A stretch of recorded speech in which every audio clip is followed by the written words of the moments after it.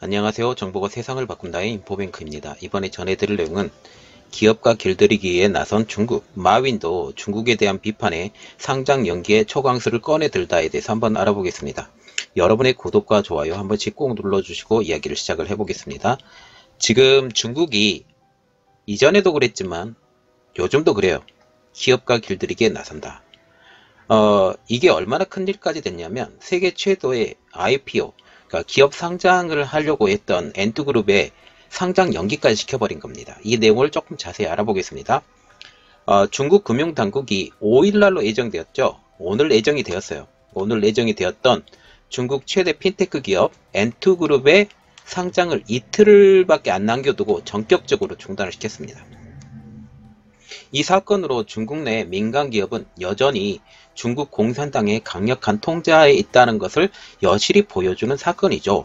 이번 알리바바의 자회사이자 그리고 알리페이의 모의사인 엔투그룹은 홍콩과 상하이 증시의 동시 상장을 통해서 약 340억, 한국 돈으로 38조 원을 조달할 예정이었어요. 340억 달러예요. 이것을 조달할 예정이었는데 이 금액은 지난해 12월 달에 사우디아라비아의 국영 석유기업 아람코의 기록인 240억 달러를 가볍게 뛰어넘는 세계 최대 규모의 기업 공개 IPO였어요. 이만큼 어마어마한 핀테크 사업이었었는데 중국의 소나기에 놀아난다라는 이러한 이미지까지 가지면서 중국은 이번에 길들이기를 한 거죠. 이런 큰 이벤트를 중국 정부는 무산시킨 것입니다. 이번 사건을 통해서 우리가 알아야 될 것. 이것은 중국 금융시장의 규제가 얼마나 국제적인 신뢰도와 이미지가 깎일 것인가에 대해서 인지하였음에도 불구하고 강행한 것이에요. 그러면 이것을 통해서 중국이 보여주고자 하는 것은 무엇일까요? 공포를 보여주는 거예요. 너희들이 우리에게 이런 나쁜 말을 했으면 너희들은 당연히 어떻게 해야 돼? 제재를 받아야 돼 라는 것이죠. 특히 이번 조치는 엔트그룹의 모회사인 알리바바 그룹의 창시자이자 엔트그룹의 지배주주인 마윈 전 알리바바 회장을 겨냥한 것이라는 것이어서 그 파장은 더 크다고 우리는 볼 수가 있습니다.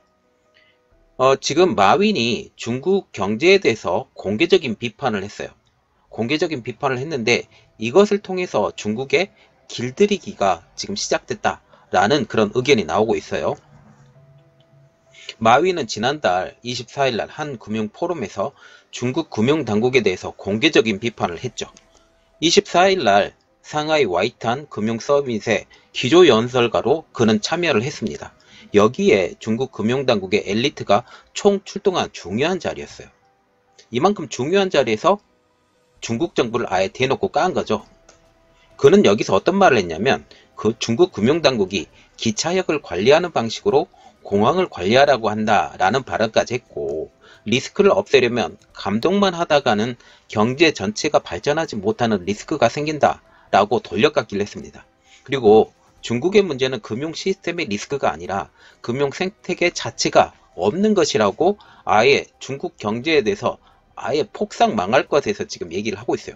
즉 중국 금융산업은 다른 개발도상국과 마찬가지로 이제 막 생겨서 성숙한 생태계가 아예 없고 제대로 흐르지 않는다는 뜻이죠.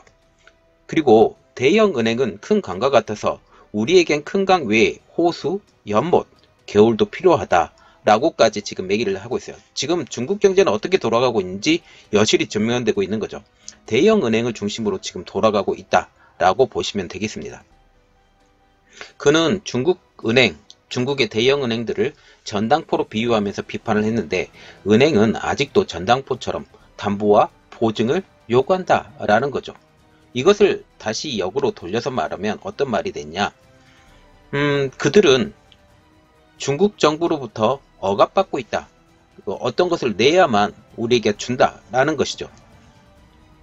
전당포 사고방식을 고수해서는 앞으로 30년간 세계 발전에 필요한 금융수요를 뒷받침할 수 없다라고 하면서 중국 경제의 후진성에 대해서 지금 까놓고 지금 얘기를 하는 겁니다. 이제 빅데이터에 대한 기반한 신용 시스템으로 바꿔야 된다라고 조언까지 했습니다. 금융의 핵심은 신용이며 이에 따라서 신용 시스템으로 전환해야 된다라는 것이죠. 이게 가장 중요한 말인데 중국은 신용 시스템이 아니라는 거죠. 다시 돌려서 말하면. 그리고 중국이 빅데이터를 기반으로 해서 신용 시스템을 바꾸면 어떻게 되겠어요? 중국 공산당이 지배하는 그 금융 시스템이 제대로 작동되지 않는 것을 다시 의미하게 되는 것입니다. 그래서 이 자리에 참석했던 왕 부주석이 있는데, 이것은 정부의 말을 대변하는 말을 했는데 마윈 전 회장과 전혀 다른 반대의 말을 했다라는 거죠. 금융에서 혁신보다 우선해야 되는 것은 안정성이다 라는 것이죠. 이 안정성을 다시 말하면 중국 내 기반을 두고자 하는 안정성, 말하자면 중국의 경제에 그냥 안정성을 가지고 이동을 해야 되겠다라는 것을 다시 말을 한다라는 겁니다. 왕 부주석은 화상연설까지 했는데 여기서 금융시장의 혁신 그리고 활력을 키우는 것과 규제 능력을 높이는 것 사이에 우리는 균형이 있어야 된다. 항상 금융 안전이 먼저다라고 지금 얘기를 하고 있어요. 금융이 안전해야만이 모든 것을 그 기반으로 크게 성장시킬 수 있다라는 것을 다시 의미를 하게 되는데, 지금 세계 금융은 어떻게 되고 있어요? 생물처럼 움직이고 있습니다. 생물처럼 움직인다라는 것은 죽기도 하고 그리고 다시 살아나기도 하고, 그런데 거기에 유동성을 공급해 주는 것은 국가가 할 일이고, 이것은 그 시장이 그대로 흘러가도록 놔둬야 된다라고 그렇게 이야기하는데, 그렇게 되면 어떻게 되냐? 공산주의 경제는 죽어야 됩니다. 다시 말하면 공산주의 경제가 죽어야만이 우리가 살 수 있다라고 지금 얘기를 한다라는 거죠. 사회주의적인 금융 시스템은 안 된다라는 그런 말을 한다라는 겁니다. 즉 중국의 금융 엘리트 면전에서 자유주의 시장 경제에 대해서 그 시장 경제를 강조하는 말을 했다라는 거죠. 그로부터 9일 뒤에 중국 금융당국은 그를 소환을 했고 11일 뒤에 그 엔트그룹의 상장까지 유예를 시켜버렸습니다. 동시에 지난 2일에는 이게 더 중요한데요. 자, 지난 2일에 어떤 것까지 일어났냐? 중국 금융당국이 엔트그룹의 주력 분야라고 할 수 있는 소액대출 사업 관련 규제를 대폭 강화하는 새로운 법안까지 입법 예고까지 했습니다. 말하자면 소액대출 사업 관련 부분에 대해서 강화를 하겠다. 강화를 하면서 이것에 대해서 너희가 이 조건에 맞추어라 라고 지금 얘기를 한다라는 거죠. 즉 엔트그룹을 지목한 새로운 법안이 된 것입니다. 왜 그런지는 그렇게 알려드릴게요. 네, 그래서 마윈이 금융당국에 의해서 불려갔는데 여기에는 중국인민은행, 은행보험감독위원회, 증권감독위원회, 국가외환관리국, 이 사람들이 마윈 그리고 진생둥 엔트그룹 회장, 후샤오밍 엔트그룹 최고 경영자를 동시에 소환했어요. 보면 여기 마윈 중요한 사람이죠. 엔트그룹 회장, 최고 경영자, CEO까지 동시에 소환했다라고 하면 확 눌러버리겠다라는 것을 다시 한번 보게 되는 거죠. 이 자리에서 중국 정부는 그들을 불러서 문책을 하고 경고를 하는 형식으로 말을 했다고 지금 얘기가 나오고 있습니다. 엔트그룹은 중국 금융당국과의 면담 후에 입장문을 내고 이렇게 말을 했죠. 양측이 금융 부분 건정성 그리고 안정에 관해 의견을 충분히 교환했다. 엔트그룹은 규제에 충실히 이행할 것이다 라고 고개를 푹 숙이는 의견을 제시를 했습니다. 그러면 이 사건에 대해서 세계 언론들은 어떻게 바라보는지 한번 알아보겠습니다. 이번 사건을 단순히 엔트그룹과 중국 금융당국의 단순 갈등으로만 치부할 수 없다라는 분석이 지금 나오고 있어요. 실상은 이전부터 자신들의 손안을 두고 싶어하는 핀테크 사업에 대해서 본격적으로 칼을 빼든 것이 아니냐라는 분석이 지금 나오고 있죠. 그 이유는 기본적으로 핀테크 사업이라는 것은 중국 내에서 말입니다. 중국 정부의 묵인하에 이루어졌어요. 왜냐하면 중국 정부는 기본적으로 돈을 통제를 하고 싶어요. 통제를 하고 싶어 하면 지하경제가 없어야 되겠죠. 지하경제가 없애려고 하면 투명하게 돈이 돌아가는 것을 봐야 돼요. 이것을 이용을 했던 게 핀테크 사업이에요. 그래서 이것은 필연적으로 중국 은행들의 영향력이 줄어들 수밖에 없는 일이었어요. 그럼에도 불구하고 그들이 돈을 확 쥐고 이용을 하고 싶어 하기 때문에 이 영향력이 줄어든 것을 감수하고 핀테크 사업을 일으킨 겁니다. 여기에 중요하게 이루어졌던 회사가 알리페이. 알리바바에서 만들었고요. 위챗페이. 여러분 잘 아시죠? 텐센스가 만든 위챗을 통한 그 자금 흐름을 만드는 거예요. 이 알리페이와 위챗페이가 있는데 알리페이가 훨씬 더 큽니다. 그리고 위챗페이가 좀 더 작죠. 그리고 저번에 한번 영상을 올려드렸는데 위챗을 막으려고 하는 가장 큰 원인 중에 또 하나가 위챗페이가 있기 때문입니다. 그것도 우리가 알아봐야 돼요. 그래서 지금 미국에서도 이렇게 하고 있는데 알리페이와 위챗페이를 제한을 걸겠다라고 지금 발표가 나왔는데 중국에서 먼저 제한을 걸어버린 거죠. 그래서 지금 알리페이, 위챗페이로 알려진 핀테크 사업을 통하여 이들 기업들을 성장을 중국에서 시켰지만 은행들은 상대적으로 위축된 것도 사실입니다. 뉴욕타임즈에 의하면 엔투그룹은 알리페이를 통해서 중국인들의 지불 패턴을 바꿨고 중국 금융당국이 이를 유심히 지켜보았다.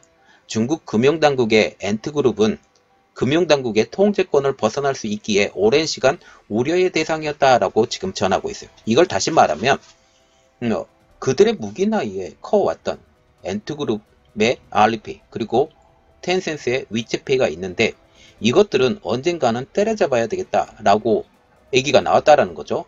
제가 중국에 갔을 때 이것에 대해서 물어본 적이 있어요. 거기 현지에 사는 사람들한테 알리페이, 위챗페이는 뭐 중국에서 제한을 안 거냐? 라고 물어봤는데 중국에서 허용을 한대요. 그리고 언젠가는 알리페이와 위챗페이를 때려잡을 날이 올 것이다 라고 그들 자체로 지금 얘기하는 것까지 제가 들었습니다. 그래서 이것이 드디어 일어나는 거죠. 또한 이뿐만이 아니죠. 엔투그룹의 주 사업이 다른 것이에요. 특히 엔투그룹은 모바일 결제, 대출, 투자, 보험 등 금융에 관련된 모든 사업을 하는 종합금융회사로 성장한 것입니다. 특히 엔투그룹의 매출 중 가장 큰 부분을 차지하는 것은 이게 중요한데 온라인 소액대출이에요. 이 온라인 소액대출이 좀 웃긴 게 어떤 거냐면 올해 상반기 온라인 소액대출 부분 매출이 286억 위안, 약 4조 8천억 원으로 전체 매출의 40%나 담당할 만큼 많은 부분을 담당했죠. 정말 웃긴 것은 엔투그룹이 100여 개 은행과 제휴해서 대출을 해주고 거래가 이루어지면 중간 수수료를 받아왔다는 겁니다. 말하자면 은행과 같이 소액 대출을 해온다라는 사실이죠. 그래서 원래는 은행이 해야 될 일을 엔투그룹이 대신해주고 왜냐하면 정보사회잖아요. 4차 산업혁명 사회잖아요. 이렇게 되면서 중간에 이것을 다 간편하게 하는 시스템이 필요했던 거예요. 이 시스템을 누가 대줬냐? 엔투그룹이 대줬다라는 겁니다. 특히 전자거래 플랫폼을 통해서 간편하게 대출을 해주게 해서 수수료를 받는 시스템으로 간 것입니다. 현재 엔투그룹의 대출 잔액은 2조 위안, 약 333조 원이 넘는 거죠. 어마어마한 숫자입니다. 우리나라 대단해요. 모바일 결제 부분의 매출 비중이 약 35%입니다. 즉 은행이 해야 될 일을 엔투그룹이 이 플랫폼을 통해서 대신 해주고 그 수수료를 챙겨간다는 거죠. 이만큼 이 엔투그룹의 사업 분야가 방대해요. 이러한 이유로 엔투그룹은 스스로 금융회사가 아니다.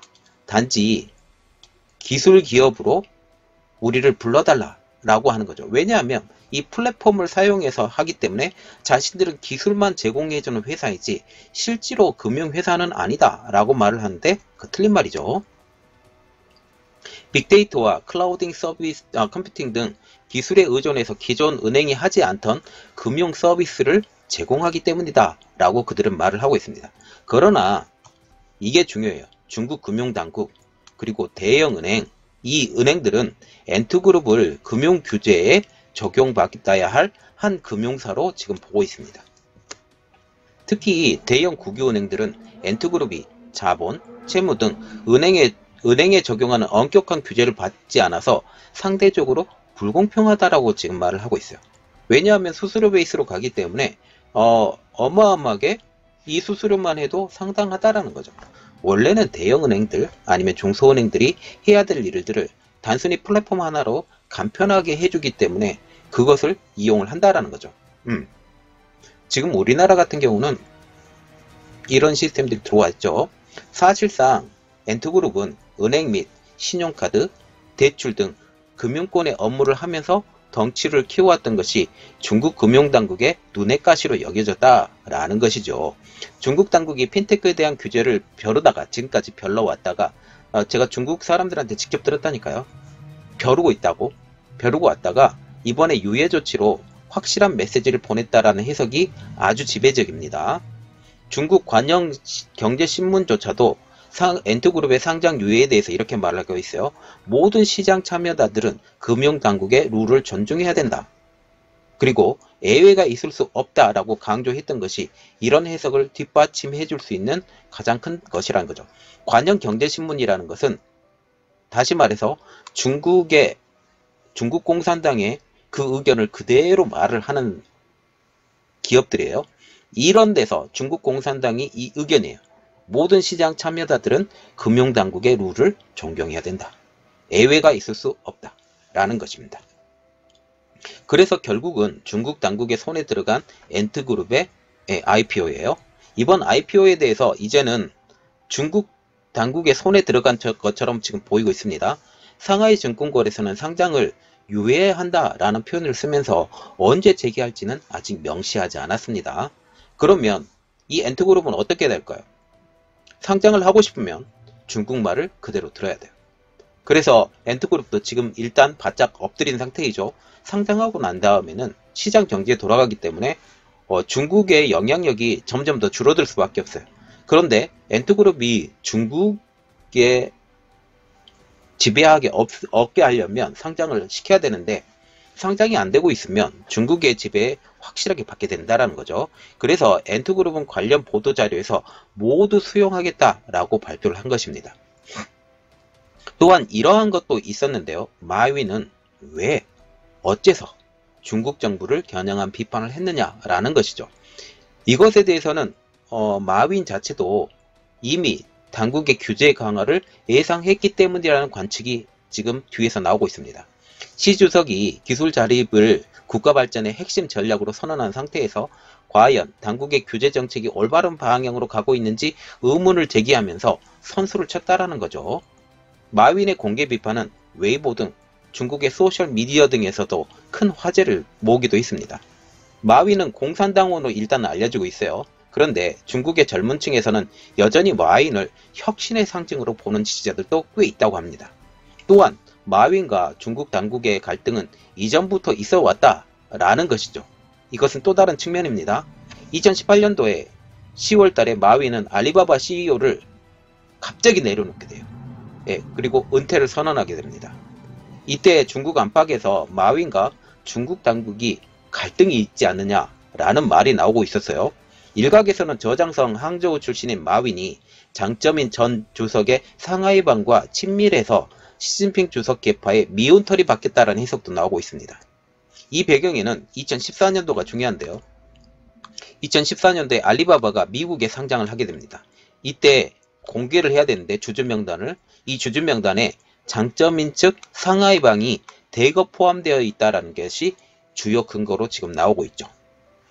그러면 이번에 엔투그룹의 규제에 대해서 총대를 맨 이가 누구냐? 누가 이런 총대를 맸느냐? 그것도 되게 중요한 내용인데요. 이번에 엔투그룹을 겨냥한 온라인 대출 규제는 미중 무역 협상의 책임자로 알려졌던 류허 국무원 부총리가 주도한 것으로 지금 알려지고 있어요. 류허 부총리는 지금 시진핑 주석의 혀처럼 논다라는 말까지 나올 정도로 굉장히 중요한 사람이에요. 류 부총리는 시 주석의 최측근으로 지금 꼽히고 있어요. 그래서 중국 경제, 무역, 금융정책을 모두 다 총괄할 만큼 중요한 위치에 있어요. 그렇기 때문에 미중 무역 협상까지도 시 주석의 생각까지 파악을 해서 일을 하는 사람이 류허 부총리로 지금 알려지고 있죠. 류허 부총리는 지난달 말 회의에서 핀테크 회사를 규제해야 할 필요성을 내서도 언급을 해버렸어요. 그러면 결국은 어떻게 되냐? 핀테크 사업을 규제를 해야 되겠다라고 이미 먼저부터 말이 떠돌기 시작했다라는 거죠. 그러면 이번에 핀테크 사업을 규제를 하는 것은 아주 중국의 입장으로서는 당연한 일이 되는 겁니다. 엔트그룹이 금융업을 하면서도 금융사와 같은 규제를 받지 않아서 금융 시스템에 리스크를 가해야 되기 때문에 통제한다라는 명분을 갖고 있었죠. 그리고 지금 마윈 때리기에 동참하는 관영 언론들을 보면 중국 관영 언론들은 정부 기조에 맞춰서 마윈 때리기에 가세를 하고 있습니다. 중국 공산당 기관지인 인민일보는 2일자에 이렇게 말했어요. 이른바 마윈의 시대라는 것은 없다. 마윈은 그저 시대의 일부분일 뿐이다 라고 지금 얘기를 하고 있습니다. 그리고 중국 증권보도 엔트그룹의 상장 중단은 금융 안전 리스크를 감안할 때 합리적이고 필요한 조치다라고 중국의 이번 조치에 대해서 옹호하는 입장에 발표를 하고 있습니다. 그래서 지금 이렇게 하고 있어요. 엔트그룹은 증거금 환불을 시작을 했다라는 거죠. 이 증거금 환불을 시작을 했다라는 것은 상당히 오랜 시간 IPO가 되지 않는다라는 것을 다시 의미하게 된다라는 거죠. 5일날 상장이 불발리되면서 엔트그룹은 홍콩 증시를 통해 공모부 청약을 신청한 개인 투자자들에게 청약 증거금을 환불하기로 결정을 했습니다. 홍콩의 엔트그룹 공모주 청약을 신청한 갱리 투자자는 155만 명이며 이들의 증거금으로 납입한 금액은 1조 3,100억 홍콩달러, 한국 돈으로 1,902조 원이나 된다고 합니다. 자, 지금 보시면 엔트그룹을 이번에 제재를 가했다. 아닙니다. 지금 제재를 가한 게 아니라 이전부터 벼르고 있었던 것을 이번에 기회를 잡아서 제재를 가했다라는 거죠. 그리고 이 엔트그룹에 대해서 지금 눈치를 보고 있었던 데가 지금 미국이에요. 미국도 여전히 확장성 문제 때문에, 이 확장성이라는 것은 그 위안화의 확장성 문제 때문에 제재를 가하려고 하고 있어요. 서로 다른 입장입니다. 중국의 입장으로서는 이것을 때려잡아서 중국 자본화를 시켜야 되겠다라는 것이고요. 미국의 입장으로는 인민폐의 확장성을 만들어주지 않겠다라는 측면으로 서로 눈치를 보고 있었다라는 겁니다. 그런데 중국에서 먼저 해주니 얼마나 감사하겠습니까? 그리고 이것을 미국도 몰랐을까요? 저는 개인적으로 알았을 거라고 생각을 해요. 그런데 중국이 핀테크 사업까지 먹을 것이다. 먹고 이것을 국영사업화로 될 가능성이 높을 것이다 라는 것을 생각을 하게 됩니다. 그래서 제가 생각하는 것은 어떤 것이냐, 지금 알리페이와 위챗페이가 있잖아요. 이 핀테크 사업이 중국의 핀테크 사업의 거의 90%를 장악을 하고 있습니다. 제가 알기로는 그래요. 그런데 이 핀테크 사업을 중국 공산당의 입장에서 이제는 붐을 일으킬 거예요. 어떻게? 이것을 통해서 중국 위안화의 확장성을 나가는 통로로 이용을 할 거예요. 그러면 미국도 이것에 대해서 대비를 충분히 할 것이다. 이 대비를 위해서 지금 위챗페이와 알리페이를 제재를 가할 것이다 라는 생각까지 제가 들게 됩니다. 자, 그래서 이 상황이 어떻게 변할 건지, 이 상황이 어떤 식으로 갈 건지에 대해서 더욱더 생각해보는 여러분들이 되었으면 좋겠습니다. 저희 내용이 여러분들에게 도움이 되셨다라고 생각을 하시면 구독과 좋아요 그리고 알림 설정까지 부탁드리겠습니다. 감사합니다.